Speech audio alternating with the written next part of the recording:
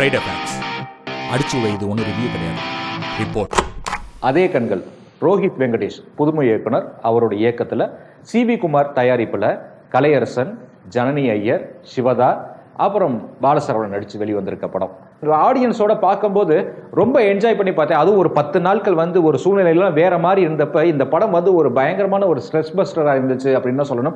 ஒரு நல்ல படம். பொதுவாக ஒரு இயக்குனர் யாரு, ஹீரோ யாருன்னு படம் பார்க்க வரவங்க மத்தியில் திருக்குமரன் என்டர்டைன்மெண்ட்டா அப்பனா படம் பார்க்கலாம், எல்லாரும் சேர்ந்து பார்க்கலாம் அப்படிங்கிற ஒரு பேரை கிரியேட் பண்ணவர் சிவி குமார் சார். அவருக்கு எங்களுடைய வாழ்த்துக்கள். எப்போ படம் ரிலீஸ் ஆச்சு? வியாழக்கிழமை ஆச்சு. 10 மணிக்கு ஷோ போட்டிருப்பான்ல, மத்தியான ரிவ்யூ போட்டிருக்கணும்ல. நீங்க ரிவ்யூ போட்டதானே நைட்டு நான் ஷூட்டை முடிச்சுட்டு வீட்டுக்கு போக முடியும். ஏன் நீங்க ரிவ்யூ போடல? செக் பண்ணலையா? கேட்டுதான் சொல்லிருப்பேன். சிவி குமார் சார் என்ன சார் செக் கொடுக்கலையா? நீங்க ஒரு தொழில் தர்மம்னு ஒன்று வேணும் சார். அன்னைக்கு மைக் எடுத்தேன். நீங்க அடுத்த நாள் மத்தியான பொறுப்பே இல்லாம நீங்க ரிவ்யூ போடுறீங்க. 400 ரூபாய் லாஸ் தெரியுமா? 20%. ரொம்ப வருத்தமா இருக்கு பிரசாத். இப்படி கரெக்டா நீங்க ரிவ்யூ பண்ணா அப்புறம் நான் என்ன பண்றது? உங்களை நம்பி தானே இந்த சேனல்ல ரன் பண்ணிக்கிட்டு இருக்கேன். ஏதாவது தப்பு தப்பா பேசுங்க, அப்பதான் நான் கலாய்க்க முடியும். கண்டென்ட் இல்ல. ஜோக்ஸ் அப்பார்ட், சீரியஸா சொல்லணும்னா பிரசாந்த் இந்த படத்துக்கு ரொம்ப தெளிவான ஒரு ரிவ்யூவை கொடுத்திருக்காரு அப்படின்னு தான் சொல்லணும். அதே கண்கள் படத்தை பத்தி மிஸ்டர் ப்ளூ சட்டை மாறன் என்ன ரிவ்யூ பண்ணிருக்காருன்னா, மொத்தம் 3 நிமிஷம் வீடியோ போட்டிருக்காரு. அதுல 2.5 நிமிஷம் கதை மட்டுமே சொல்லிருக்காரு. மிஸ்டர் மாறன் ரிவ்யூ பண்ணுங்க, கதை சொல்லாதீங்க. ஏன்னா கதை சொல்றதுக்கு டைரக்டர் இருக்காரு, காசு போட்டு ப்ரொடியூசர் அதை தான் எடுக்கிறாரு. அதுதான் மக்கள் தியேட்டருக்கு போய் பார்க்கணும். இப்ப நீங்க கேமரா வச்சு 2.5 நிமிஷம் கதை சொன்னீங்கன்னு வச்சுக்கலாம், எவன் போய் பார்ப்பான்? அப்புறம் ப்ரொடியூசர் பிச்சை தான் எடுக்கணும். இன்டர்வல் பிளாக்ல கலையரசன் ஜனனி ஐயரோட சேருவாரா இல்ல சிவதாவோட சேருவாரா அப்படிங்கிற எதிர்பார்ப்போட செகண்ட் ஹாஃப்ல போய் உட்காந்தா கதை எங்கிட்டோ போதான், வேற ஒரு டைரக்ஷன்ல போதான். இல்ல நான் தெரியாம தான் கேட்கிறேன், டைரக்டர் இந்த கேப் டிரைவரா உன் இஷ்டத்துக்கு உன் டைரக்ஷன் கூட்டிட்டு போக 300 பேருக்கும் தெரியும் கதை எங்கேயோ போகுதுன்னு. உங்களுக்கே தெரியல. 1970 தான் ஹீரோ இந்த ஹீரோட சேருவாரா அந்த ஹீரோட சேருவாரான்னு பார்ப்போம். இப்பயுமா பார்த்துக்கிட்டு இருக்கீங்க? What's wrong with you mister Maran? Christopher நோலனே உங்களுக்கு கதை இருந்தாலும் கிறுக்கு பிடிச்சு தான் போவான். சஸ்பென்ஸ் த்ரில்லரா, ஆனா படத்துல சஸ்பென்ஸே இல்லையா. விறுவிறுப்பு வருதான், ஆனா நீடிக்கலையா. முதல்ல அது சஸ்பென்ஸ் த்ரில்லரே இல்ல. இது எல்லாரும், அதாவது ஃபேமிலியோட என்டர்டைன்மெண்ட் பண்ணக்கூடிய ஒரு இன்வெஸ்டிகேஷன் ஸ்டோரி. நீங்க அப்படிதான் வச்சுக்கணும்.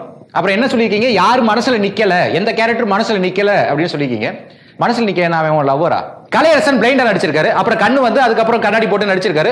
கண்டிப்பா மனசுல நிக்கிறாரு. அடுத்து சிவதா. செகண்ட் ஹாஃப் ஃபுல்லாவே சிவதா தான் அந்த படத்தை ஹோல்ட் பண்ணி கொண்டு போறாங்க. One of the best performance அப்படின்னா அது சிவதாவை தான் சொல்லணும். அடுத்து பாலசரவணன், அவர் கேரியர்ல இதுதான் பெஸ்ட் மூவி, பெர்ஃபார்மன்ஸ் ஓரியன்டா இதுதான் பெஸ்ட் மூவி அப்படின்னே சொல்லலாம். அடுத்து ஜனனி ஐயர், அவங்களுக்கு கொடுத்த கேரக்டர் ரொம்ப அழகா பண்ணிருக்காங்க. அப்புறம் மிஸ்டர் லிங்கா, அதாவது சிவதாவுக்கு பக்கத்துல மாமா பையனா வருவார்ல, அவரும் மனசுல நிக்கிறாரு. இன்னொரு பிளைண்டா வர அபிஷேக் ஜோசப், அவரும் மனசுல நிக்கிறாரு, நல்லா பெர்ஃபார்ம் பண்ணிருக்காரு. அடுத்து போன் ஹேக்கரா வர அப்துல், புதுமுக தான், ஆனா அவரும் நல்லா பெர்ஃபார்ம் பண்ணிருக்காரு. முக்கியமா அந்த போன் அந்த பாத்ரூம்ல ஒரு சீன்ல ஆடியன்ஸ் எல்லாருமே பயங்கரமா என்ஜாய் பண்றாங்க. கடைசி ஒரு பிளைண்ட் ஒருத்தர் வருவார், அந்த கேரக்டர் முதற்கொண்டு எல்லாரும் மனசுலயும் பதிஞ்சிருக்கு. ஏன் உங்களுக்கு நிக்கல? என்ன பிரச்சனை? அப்புறம் மிஸ்டர் ப்ளூ சட்டை மாற சொல்லியிருக்காரு, இந்த படத்தை நீங்க பாருங்கன்னு நான் சொல்ல மாட்டேன், ஆனா பார்த்தா தப்பு இல்லை அப்படின்னு சொல்றேன் அப்படின்னு சொல்லியிருக்காரு. இவரை செருப்பால அடிக்கன்னு நான் சொல்ல மாட்டேன், அடிச்சா தப்பு இல்லை அப்படின்னு நான் சொல்லிக்கிறேன். அடுத்து ஃபுல்லி ஃபிலிமே அபிஷேக் என்ன சொல்லியிருக்காருன்னா, ரொம்ப நல்லா சொல்லியிருக்காரு. என்ன ப்ரொடியூசர் கொஞ்சம் பட்ஜெட் அதிகமாக கொடுத்துருந்தா இன்னும் ஒரு பெட்டரான அவுட்புட் கொடுத்துருக்கலாம் அப்படிங்கிற மாதிரி சொல்லியிருக்காரு. அதுக்கு என்னமோ கரெக்ட் தான். ஆனா இந்த படத்துக்கு இவர் போட்ட பட்ஜெட்டையே இவர் கலெக்ட் பண்றதுக்கு ரொம்ப நாள் ஆகும், அதுதான் ஃபேக்ட். அப்புறம் இந்த தமிழ் ஹிந்து செல்ஃபி ரிவ்யூ, அந்த தம்பி நல்லா பண்றாப்ல. ரிவ்யூ இன்னைக்கு தான் பார்த்தேன், நல்லா சொல்லியிருக்காரு, எல்லாமே கரெக்டா இருக்கு. பாப்பா இனிமே நான் ஃபாலோ பண்ணுவேன். அதே கண்கள் உங்களை பார்த்துக்கிட்டே இருக்கும். அதே கண்கள் படத்தோட ஆன்லைன் ரேட்டிங் என்ன வந்திருக்கு அப்படின்னு பார்க்க போகிறோம். IndiaGlitz, Times of India, Deccan Chronicle, Behindwoods, கிட்டத்தட்ட எல்லாத்துலேயுமே ஒரு நல்ல ரிவ்யூ தான் வந்திருக்கு. எபோவ் 3, 3.5 அப்படி தான் வந்திருக்கு. மொத்தத்தில் கணக்கு பண்ணோம்னா இது எபோவ் ஆவரேஜ் குட் மூவி அப்படின்னு தான் நம்ம எடுத்துக்கணும். அதே கண்கள் பிரிண்ட் அண்ட் பப்ளிசிட்டியோட சேர்த்து அதோட பட்ஜெட் 2,50,00,000. இதில் பிரிண்ட் அண்ட் பப்ளிசிட்டி அப்படின்னா ரிலீஸ் டேட் அவசரமாக பண்ணதுனாலையும், ரெண்டாவது பட்ஜெட் ரெஸ்ட்ரிக்ஷனாலையும் டிவி, எஃப்எம் இதில் பெருசாக விளம்பரங்கள் பண்ணலை. பேப்பர், போஸ்டர், ஆன்லைன் ப்ரொமோஷன் இது மட்டும் தான் பண்ணியிருக்காங்க. இந்த படத்தோட எஃப்எம்எஸ் 25 லட்சத்துக்கு போயிருக்கு. ஆடியோ ரைட்ஸ் திங்க் மியூசிக் வாங்கியிருக்காங்க, அவங்களும் 25 லட்சத்துக்கு வாங்கியிருக்காங்க. Satellite rights Abhi and Abhi pictures வாங்கியிருக்காங்க, 75 லட்சத்துக்கு வாங்கியிருக்காங்க. இந்த படத்தை இவங்க ஓனா தான் ரிலீஸ் பண்ணியிருக்காங்க. ஃபர்ஸ்ட் 4 டே கலெக்ஷன்ஸ், வியாழக்கிழமை படம் ரிலீஸ் ஆச்சு. டே 1 40 லட்சம் ரூபாய் கலெக்ஷன் பண்ணியிருக்கு. டே 2 27 லட்சம் கலெக்ஷன் பண்ணியிருக்கு. டே 3 36 லட்சம்.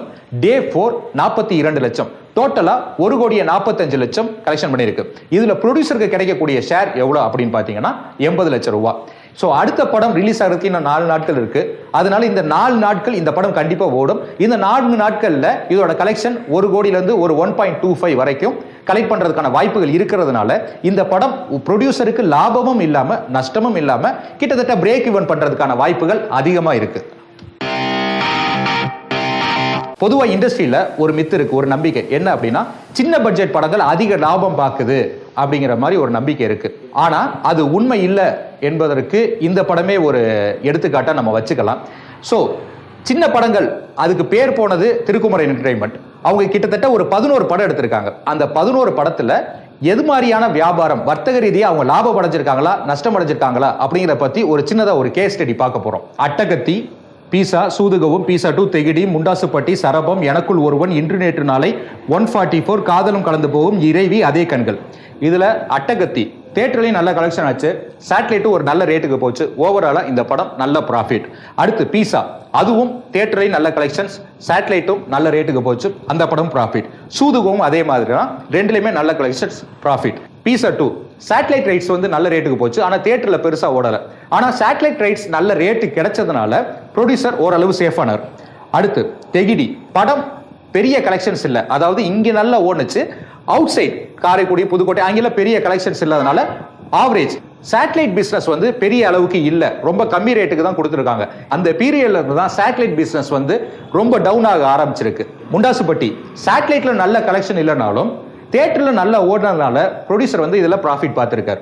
சரபம் சேட்டலைட் பிசினஸும் இது பெருசா போகல, தியேட்டர்லயும் கிட்டத்தட்ட சுத்தமா படம் போகிறதுனால ப்ரொடியூசர் இந்த படத்துல நிறைய லாஸை சந்திச்சிருக்காரு.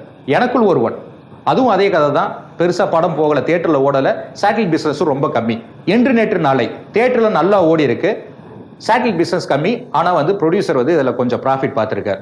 144 சேட்டலைட் பிசினஸும் பெருசா போகல, படம் அட்ரு ஃபிளாப்பு. ஸோ வந்து ப்ரொடியூசர் ஆப்வியஸா இதுல லாஸ் தான். காதலும் கடந்து போகும் சேட்டலைட் பிசினஸ் கம்மி, தியேட்டர்ல ஓடுனாலும் பட்ஜெட் அதிக பட்ஜெட்டுங்கிறதுனால ப்ரொடியூசர் இதுல நஷ்டத்தை சந்திச்சிருக்காரு. இறைவி சேட்டலைட் ரைட்ஸ் ரொம்ப கம்மியா போயிருக்கு, படம் பெரிய வசூல் இல்ல, ப்ரொடியூசர் இதுலயும் நஷ்டத்தை தான் சந்திச்சிருக்காரு. அதே கண்கள் சேட்டலைட் ஓரளவு ஒரு நல்ல ரேட் போயிருக்கு, முக்கியமா ரிவ்யூ நல்ல ரிவ்யூ வந்திருக்கு, கலெக்ஷன்ஸும் ஓரளவு ஆகிட்டு இருக்கு. அப்படி கலெக்ஷன் ஆனாலும் ப்ரொடியூசர் இதுல ப்ராஃபிட் பார்க்கறதுக்கான வாய்ப்புகள் கம்மியா தான் இருக்கு. ஸோ கரண்ட் சிச்சுவேஷன் என்ன அப்படின்னா இன்னைக்கு ஒரு சின்ன பட்ஜெட் படங்கள் சேட்டலைட் ரைட்ஸை நம்பி களம் இறங்குறது அப்படிங்கிறது ரொம்ப ரிஸ்கான ஒரு ஃபேக்டர் தான். ஏன்னா இது மாதிரியான சின்ன படங்களுக்கு முக்கியமா ஆர்டிஸ்ட் வேல்யூ கிடையாது, ரெண்டாவது சேட்டலைட் ரைட்ஸ் கிடையாது, எஃப்எம்எஸ் கிடையாது, Andhra rights, Kerala rights, Kannada rights, இது மாதிரி எதுவுமே கிடையாது. நல்ல ரிவ்யூ வந்தால் தான் சேட்டலைட் ரைட்ஸ் கிடைக்குது. அப்படியே கிடைச்சாலும் பெரிய அமௌண்ட்டுக்கெல்லாம் அந்த சேட்டலைட் ரைட்ஸ் கிடைக்கிறது இல்லை. அதோட ஒரு குடும்பத்தோட ஒரு படம் வந்து பார்க்கணும்னா ஒரு ஆளுக்கு குறைஞ்சது 250 ரூபா ஆகுதுன்னு வச்சுக்கோங்களேன், ஒரு 4 பேர் வரணும்னா 1000 ரூபாய். இந்த மாதிரி சின்ன படங்களுக்குலாம் 1000 ரூபாய் செலவு பண்ணி வந்து பார்க்கறதுக்கு ஃபேமிலி வந்து தயாரா இல்லை. மேக்சிமம் ஸ்டூடெண்ட்ஸோ ஒரு லவ்வர்ஸோ கப்புள்ஸோ அவங்க தான் வந்து இந்த படத்தெல்லாம் பார்க்குறாங்க. அதுவும் பார்த்தீங்கன்னா மல்டிப்ளெக்ஸில் தான் வந்து இவங்கெல்லாம் வந்து நிறைய பேர் பார்க்குறாங்க. நீங்க புதுக்கோட்டை, காரைக்குடி இது மாதிரி ஏரியாக்கெல்லாம் போனீங்க அப்படின்னா தியேட்டருக்கு 10 பேர் 15 பேர் தான் உட்காந்துருக்கான். அப்படி பார்க்கும்போது இந்த படத்தோட வேல்யூவோட இந்த படத்தோட பட்ஜெட் அதிகமாக போயிடுது. வெறும் தியேட்டரிக்கல் ரைட்ஸை மட்டுமே நம்பி இருக்க படங்கிறதுனால போட்ட பட்ஜெட்டை எடுக்கிறதே ரொம்ப கஷ்டமான நிலைமையா இருக்கு.